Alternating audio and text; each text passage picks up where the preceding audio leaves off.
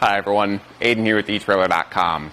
Today we're taking a look at the Hollywood Rack's Destination 4-bike rack on our 2020 Nissan Rogue Sport. The Destination is a pretty nice entry-level platform-style rack. This one capable of holding up to 4 bikes, each up to 35 pounds. And it does hold the bike by the frame here, making use of a cradle with a strap around the frame. It is going to work well for alternative frame bikes and kids bikes because of that rotating 360-degree cradle, and it's independently height adjustable from the other one. It will be able to adapt to all those different alternative frames and kids bikes. One thing to keep in mind though is that we do want to avoid carbon frame bikes because any sort of frame contact can damage those bikes. Other than that, it's a pretty simple rack. It holds it pretty well here. We've got 2 secondary points of contact in the form of wheel straps, holding the bike down and in to result in a really stable hold here. Really no movement of the bike within the bike rack. It doesn't have a tilting feature with the bikes loaded, so if we do need hatch access to our vehicle, we either have to go in through the back seat or we have to get the bike unloaded. Let's walk through that process now. We want to do the wheel straps first, pressing in on the gray button and pulling the strap out, just like that on either end. And then with one hand on the bike or an arm kind of around the frame, some way to stabilize it. Do the same thing with the strap on the cradle around the frame. And then with that rotated out of the way, however is easiest for you, just grab the bike and lift it up and away. Now because there's a center mast there, that does present a bit of an obstacle. Something you gotta move the bike around, but luckily it's pretty short. So I found that compared to other racks with the center mast, this one isn't too bad as far as loading and unloading goes. It's still something you have to work around, but it definitely could be worse. And at this point, I like to replace these straps here, and we can fold down the mast by loosening up this hand knob and flipping the plate out of the way right here.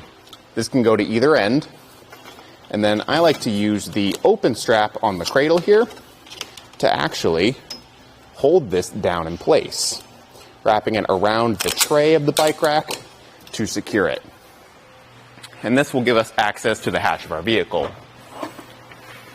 which is pretty nice. So if we need somewhere to sit and change our shoes before or after a ride, we can. There's enough room to do that, or we can just get stuff out of the back if we need to. Now, if you're only using this to take your bikes on short trips, this might not be an issue, the lack of tilting, because you might only ever need to get back there once you're already at your destination. So just keep that in mind and think about how you're going to be using the bike rack. As far as some measurements go, we want to check out our ground clearance first. It is a reverse U-shaped design here, so the lowest point at the back end is going to be 18 inches of clearance. That is pretty good. There is a good rise in the shank and a slight rise in the bike rack as we go back, but just be mindful of it with steep driveways and hills. For distance added to the back, we are going to be coming in at 39 inches, more like 38 and a half, which isn't too bad either. Compared to other 4-bike racks, that's pretty similar, but we can fold it up to save some space. Near the hitch, we've got a clip and a threaded pin that all loosen up using our hand knob. And then we can fold the rack upright.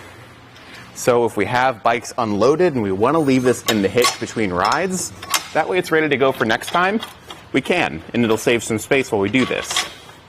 I like that this pin is threaded because it actually stabilizes this pivot point a lot, to the point where there's really no movement up here. A lot of folding or tilting bike racks will have movement at that pivot point, making it a bit weaker. So this one's going to be nice and sturdy. With this, we're only going to be sticking out 11.5 inches now. So it's much more manageable for parking spots and maybe even your garage, depending on the room you have at home. With it, it does block your license plate and your backup camera just a bit. It is a little bit open in here, but if you have a state that needs the license plate to be fully visible, just be mindful of that when you do have it on here. As far as the closest point to the vehicle, it's probably going to be right here. And that's looking about like 1.5 inches of space there with little movement. I don't think it should make any contact, and depending on where your cradle is positioned, you can probably fold that down a bit more flush. Down near the hitch here, it's working with our 2-inch by 2-inch receiver tube, and it comes with a locking anti-rattle bolt to keep things solid and secure in the hitch. Now, if you're looking at a 4-bike rack for your Nissan Rogue Sport. Chances are you're looking at this and maybe a hanging style bike rack. For me, I prefer the Destination because it eliminates the need for a bike adapter bar on those alternative frame bikes and kids bikes. Either way you go, it's going to be a good fit for your vehicle here, and it's going to hold the bikes really well. Thanks for watching. Now we're going to go ahead and take it on our test course. First we'll start with the slaloms. This is going to show the side-to-side action. It's kind of going to mimic the movements that you'll see whenever you're driving down the road normally.